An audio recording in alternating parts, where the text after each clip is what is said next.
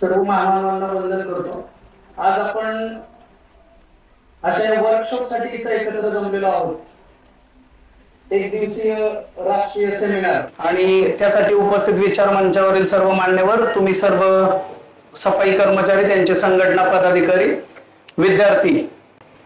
जसं सर आता बोलले, विद्यार्थ्यांचा सहभाग खूप जास्त आहे आणि तो ऍप्रिशिएट करण्यासारखीच गोष्ट आहे।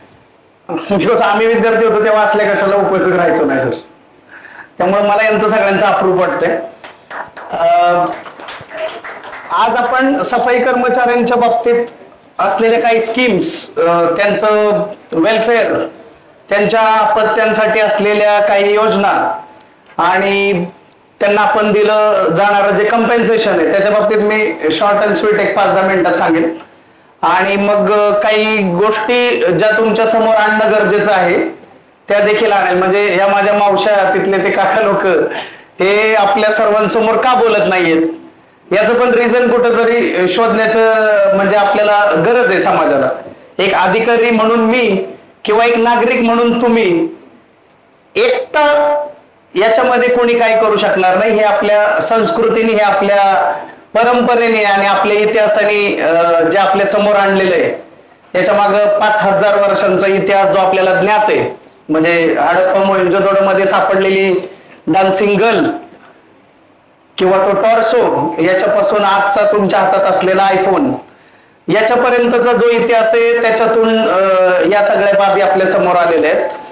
तर या सफाई कर्मचाऱ्यांसाठी मी जेव्हा सुरुवातीला डायसवर बसलो होतो त्यावेळी तुम्हाला जे सांगितलं, अशा पद्धतीची जिल्हास्तरीय समिती आपल्या जिल्हा लेवलला कार्यरत असते आणि हे मॅन्युअल स्कॅव्हेंजिंग ऍक्ट जो आहे 2013चा, तुम्ही गुगलवर थोडं जनरली सर्च केलं तर तुम्हाला पहिलंच पीडीएफ त्याच ऍक्टचं ओपन होईल, कारण अशा नावाने गुगलला कुठली पैसे देणारी कंपनी नाही। मॅन्युअल स्कॅव्हेंजिंग ऍक्ट 2013, त्याच्यामुळे पहिलंच जे काही सर्च येईल ते गुगलवर आपल्या ऍक्ट बद्दलच असेल आणि त्याच्यामध्ये तुम्हाला या गोष्टी सगळ्या वाचायला मिळतील। व्हॉट इज ह्युमन एक्सक्रेटा किंवा मॅन्युअल स्कॅव्हेंजर कोणाला म्हणायचं, या सगळ्या व्याख्या त्याच्यामध्ये दिलेल्या आहेत। मी अपेक्षा करेल की जे इथं सुज्ञ घटक आहेत आता या हॉलमध्ये, ते लोक हे सेमिनार संपल्यानंतर ते पीडीएफ एकदा, ते हिंदी आणि इंग्लिश दोन्ही मध्ये अवेलेबल आहे, त्यामुळं आपल्याला इंग्लिश येत नाही, मराठीच येतं, हे सगळं भानगडीत तिथं येणार नाही। आपल्याला वाचता लिहिता येत असेल तर you can read it out आणि त्याच्यातून तुम्हाला त्याबद्दलचं नॉलेज समजेल। तुम्ही गुगल वर ते पीडीएफ शोधण्याच्या परे जाऊन जर युट्यूबवर काही मॅन्युअल स्कॅव्हेंजिंग ऍक्ट 2013 असं टाईप केलं तर युट्यूबवर देखील तुम्हाला म्हणजे दृष्टी IAS सारख्या चॅनल पासून सामान्य एखाद्या मुलाने बनवलेला एखादा व्हिडिओ, असे व्हिडिओज देखील तुम्हाला अवेलेबल होतील आणि माझी मनोमन इच्छा आहे की इथं उपस्थित प्रत्येकाने या बाबी गो थ्रू कराव्या। आपल्या या नागरिकांच्या साठीच्या असणाऱ्या योजना, त्याच्यापैकी जे मिसहॅप घडतं आणि जसं प्रत्येकाने उल्लेख केला की सरांनी तो उल्लेख केला की म्हणजे ही इट्स काइंड ऑफ आत्महत्या, म्हणजे लिटरल आहे की एखाद्या आय डोंट नो तुम्ही लहानपण कसं घालवलंय, पण आम्ही जेव्हा म्हणजे हे तुमचे जे पुलगेट वगैरे किंवा हा भैरवान आला किंवा खाली कोंडवा कमेला, हेतले वाहणारे ओढे आणि ओहळ आमच्यासाठी पोहण्याच्या जागा होते सर। म्हणजे मी तसं लहानपण घालवलंय पुण्यातलं। आता सगळी गटरीच आहे, म्हणजे तुम्ही आता उतरला तर गटरात नाही याल बाहेर, आम्ही तेव्हा पाण्यात नाही यायचो।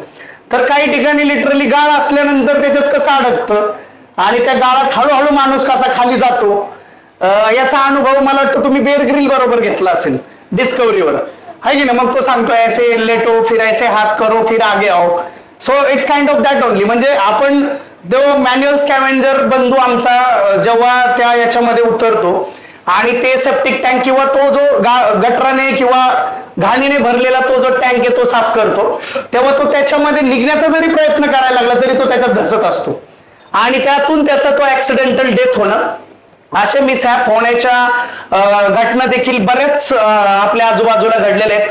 तुम्ही मे बी पेपरमध्ये वाचत असाल किंवा सोशल मीडियाच्या माध्यमातून तुमच्या समोर येत असतील। अशा डेथ झाल्यानंतर जो कोणी त्याचा रिक्रुटर आहे, मग तो प्रायव्हेट एजन्सी असला तरी आणि गव्हर्नमेंट एजन्सी असला तरी, तर त्यांना आपल्या या नागरिकांच्या उरलेल्या वारसदारांना 30 लाख रुपये देणं बंधनकारक करण्यात आलेले आहे आणि हे सुप्रीम कोर्टाचे आदेश आहेत आणि त्या पद्धतीने आजवर अशा घडलेल्या घटनांमध्ये महाराष्ट्रामध्ये जवळपास सगळ्या घटनांमध्ये आपण समाज कल्याण विभाग आणि संबंधित जिल्ह्याचे जिल्हाधिकारी यांनी इंटरव्ह्यू करून आपण या सगळ्या केसेसमध्ये या आपल्या नागरिकांना म्हणजे त्यांच्या उरलेल्या वारसांना आपण हे देऊ केलेले आहे. जे आपले सफाई कर्मचारी महानगरपालिका नगरपालिकांमध्ये कार्यरत असतात अशा कर्मचाऱ्यांनी ज्यांनी 25 वर्ष सर्व्हिस पूर्ण केलेली आहे तर अशा नागरिकांना कायमस्वरूपी घरं देण्याची योजना आपल्या नगर विकास विभागामार्फत राबवली जाते, ज्याला भारतरत्न डॉक्टर बाबासाहेब आंबेडकर श्रम साफल्य योजना बोलतात. आता मी इथं जे सांगतोय याचा उपयोग इथं बसलेल्या विद्यार्थ्यांना नाहीये आणि तुमच्या कपड्यांवरून कळतंय तुम्ही सफाई कर्मचाऱ्याची पोर नाही, ओके, किंवा तुमच्या त्या आता असलेल्या सगळ्या सराउंडिंग वरनं समजतंय. परंतु तुम्ही जिथं राहत असाल तिथं कुठं एखादी वस्ती असेल, कधी हिंडाय फिरायला जाल, तिथं फेरफटका माराल आणि असे आमचे सफाई कर्मचारी जर तुम्हाला आजूबाजूला दिसतील ते अशिक्षित आहेत. मागाशी बघितलं ना आपण, त्या मावशांना बोलायची इच्छा व्हाय नाही कारण ते घाबरतात आहे ना. म्हणजे मोगली कार्टून तुम्ही तर मे बी नसेल पाहिलं, आमच्या लहानपणी होतं मोगली, तो जंगलात. आता तुम्ही ते अॅनिमेटेड पाहिलं असेल, आमच्या वेळी ते रिअल कार्टून मध्ये होत आहे ना. तर तो मोगली जेव्हा इकडं जनमानसात यायचं तेव्हा त्याला काही कळायचं नाही, तो प्राण्यांमध्ये खुश असायचा. असंच आमचा समाज आहे. आणि मग मगाशी तिथं ताईंनी उल्लेख केला की यांना माणसांसारखी वागणूक दिली पाहिजे, यांना आपण जनमानसांमध्ये सामावून घेतलं पाहिजे. समाज कल्याणचा सहाय्यक आयुक्त म्हणून काम करत असताना माझ्या समोर विद्यार्थ्यापासून ज्येष्ठ नागरिक आजोबांपर्यंत आणि ऊसतोड कामगारांपासून सफाई कर्मचाऱ्यांपासून तृतीयपंथी ज्याला तुम्ही नानाविध प्रकारे या समाजामध्येही नव्हता असे सगळे जण आमच्याशी जोडले गेलेले असतात. आपल्या या सफाई कर्मचाऱ्यांची जी व्यथा आहे तशीच त्या तृतीयपंथीयांची देखील आहे. आपण ज्या पद्धतीने त्यांना आता समाजामध्ये सामावून घेत आहोत त्याच पद्धतीने आपल्या या बांधवांना देखील सामावून घेण्याची प्रक्रिया ऑलरेडी सुरू झालेली आहे. मग हे सगळं मोठ्या लेवलवरती का होत नाही तर याला जबाबदार या हॉलमध्ये उपस्थित असलेला प्रत्येक व्यक्ती, कारण याची सुरुवात आपल्याला स्वतःपासून करावी लागेल. आपल्या आजूबाजूला असणारा आमचा वाल्मिकी मेहतर बंधू भगिनी सफाई कर्मचारी SC ST OB जो कोणी असेल, जो सफाई कर्मचारी आहे त्याला त्या सन्मानाची वागणूक देण्याची जबाबदारी आपल्या प्रत्येकाची आहे. जसं की एखादा तृतीयपंथी आल्यानंतर काही एक वर्षापूर्वीपर्यंत रस्ता चेंज करण्याची पद्धत होती आपल्याकडं, आम्ही अनुभवलेलं आहे. म्हणजे मला एवढे अनुभव सहाय्यक आयुक्त आहे म्हणून नाही, मी झोपडपट्टी जन्माला आलोय म्हणून मला हे अनुभव आहेत. आणि हे अनुभव जेव्हा आमच्या उराशी आहेत तेव्हा काम करत असताना या गोष्टी समजून येतात की नेमका प्रॉब्लेम कुठे आहे आणि काम कुठं करावं लागेल. तर आपल्याला मुळावरती घाव करावा लागेल. म्हणून प्रत्येकाने आपल्यापासून सुरुवात करायची. म्हणजे गांधीजी जेव्हा स्वतः झाडू घेऊन किंवा स्वतःची स्वतः कामं करणं, स्वतः कपडे धुणं, स्वतः भांडी घासणं हे कशासाठी करत होते? प्रतिकात्मक गोष्ट होती ना ती. जर त्यांनी ठरवलं असतं तर त्यांच्यासाठी किती लोकांनी जीव द्यायला तयार होते. धुणं भांडी कोण नाही करणार सांगा. परंतु ते सगळं स्वतः करत होते. हे तुम्हाला प्रतिकात्मक शिकवण्यासाठी. त्याच पद्धतीने तुम्हाला आता देखील या गोष्टी स्वतःमध्ये अंगीकाराव्या लागतील आणि आपल्या सफाई कर्मचाऱ्यांना, ऊसतोड कामगारांना, आपल्या तृतीयपंथीयांना आणि जे कोण मागासलेले घटक आहेत या सगळ्यांना आपल्या सोबत घेऊन जाण्यासाठी आपणच सुरुवात करून ते पुढे नेणं अपेक्षित आहे. ऑटो मोडवर त्यांना त्या पद्धतीने या गोष्टी जाणवतील. त्यामुळं आपल्याला आपण आता या सेमिनारच्या माध्यमातून ज्या पद्धतीने या गोष्टींचा उहापोह करतोय तर त्याची सुरुवात आपण सर्वजण स्वतःपासून कराल. बोलण्यासाठी खूप आहे परंतु संयोजकांनी मला चिठ्ठी दिली आहे, तुम्हाला कळलं असेल.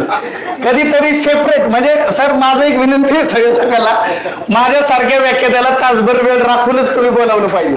कारण मला यातल्या बहुतेक जणांनी ऐकलेलं आहे. म्हणजे माझ्या हातात बंदूक दिली आणि युद्ध संपलं, काय त्याचा उपयोग आहे? म्हणजे समोरचा चितपट झाल्याशिवाय ती मजा येत नाही. पण असं इन फ्युचर BMCC मध्ये इथले जे कोण असतील आता लोकल प्राचार्य किंवा कोण, मला माहित नाही आता कोण कोण बसले, परंतु त्यांनी जर केव्हा तुमच्यासाठी मला इथं बोलवलं तर निश्चित मी इथं येऊन तुमच्याशी हितगुज करेल. आणि मला आवडतं की जेव्हा माझ्या पुढच्या पिढ्या म्हणजे आमचे जे कोण सक्सेसर आहेत, जे हे समाज घडवण्यामध्ये योगदान देतील, त्यांच्यासाठी येऊन आपण जे अनुभवलेलं आहे, आम्हाला ज्या ठेचा लागलेल्या आहेत, आमचे जे अनुभव आहेत ते तुमच्या समोर सादर करावे. सर ते शेवटी एक गोष्ट सांगतो, UPSC करण्यासाठीचे 40 विद्यार्थी आम्ही दत्तक घेतलेले आहेत आणि दरवर्षी आम्ही ते दत्तक घेतो. म्हणजे येऊन नुसतं बोलबच्चन करून इथं तुमच्या समोर आपलं काहीतरी सांगायचं आणि आपले हात हलवत तसले लेवलचं काही अधिकारी पण मला जगायला येत नाही. इन फ्युचर तुमच्यामधलं कुणी गरजू जर कलेक्टर SP होण्यासाठी स्वतःचा जिगरा असेल तयार, तर तो आमच्याशी कधी संपर्क साधू शकतो. 40 विद्यार्थी आम्ही दत्तक घेतलेले आमच्या फाउंडेशनच्या माध्यमातून. त्यांना आम्ही जेवण, राहणं, लायब्ररी आणि सगळे इक्विपमेंट्स पूर्ण 1 वर्षासाठी विनामूल्य उपलब्ध करून देतो. तर या सेमिनारच्या माध्यमातून आपण संयोजकांनी मला इथं बोलवलं, आपल्या समोर सर्वांसमोर व्यक्त होण्याची संधी दिली. आपण सर्वांनी मला गेले 10-15 मिनिटं ऐकून घेतलं. त्याबद्दल संयोजकांचा आणि आपल्या सर्वांचा आभार मानतो आणि थांबतो. धन्यवाद. जय भीम, जय शिवराय.